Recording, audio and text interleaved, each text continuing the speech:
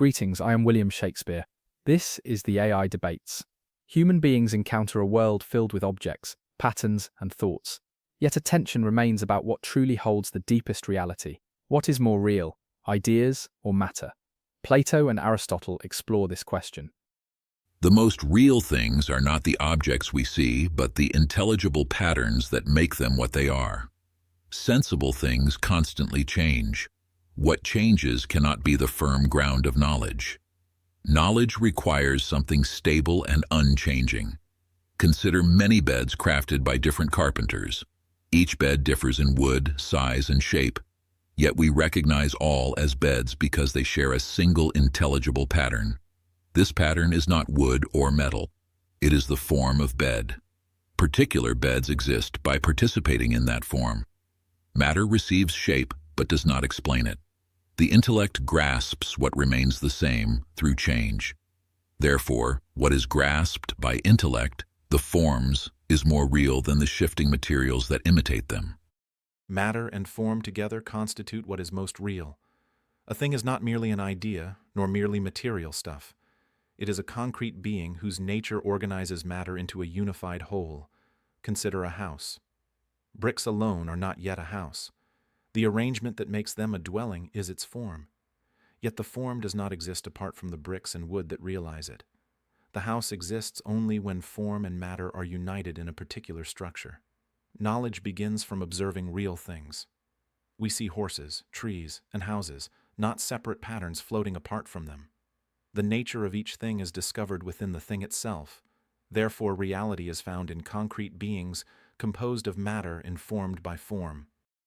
You claim form exists only within particular things. Yet particular things are always changing.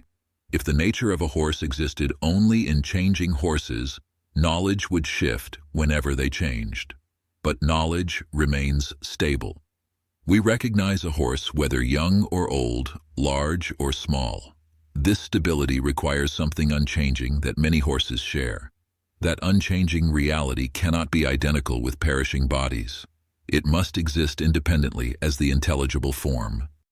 You separate form from the things that possess it, but this creates unnecessary duplication.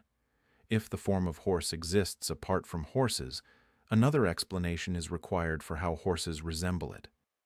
The nature of horse is already present in each living horse as the principle organizing its body.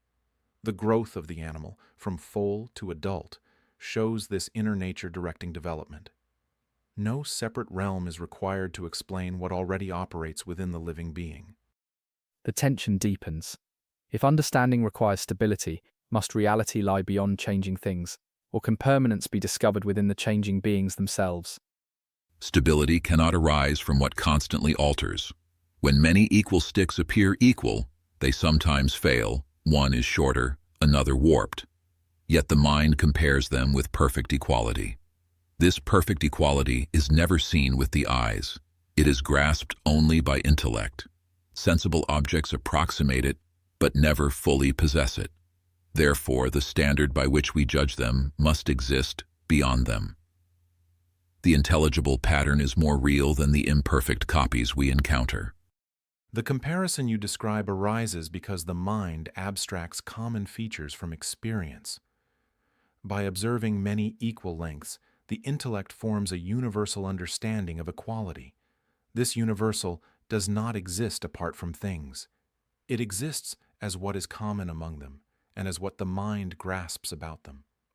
The stability of knowledge comes from understanding the nature present in real objects, not from a separate realm beyond them. If reality were limited to visible things, knowledge would collapse into shifting opinion. Yet the mind discovers unchanging truths that guide judgment and understanding. These truths reveal a higher order that sensible things only imitate. The world we encounter is already structured and intelligible. Living beings grow, artifacts serve purposes, and each thing expresses its nature and activity. Reality therefore lies in concrete beings whose form and matter exist together.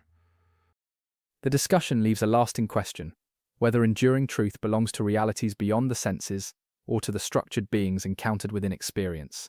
Plato and Aristotle offer rival paths without dissolving the tension. This has been the AI Debates.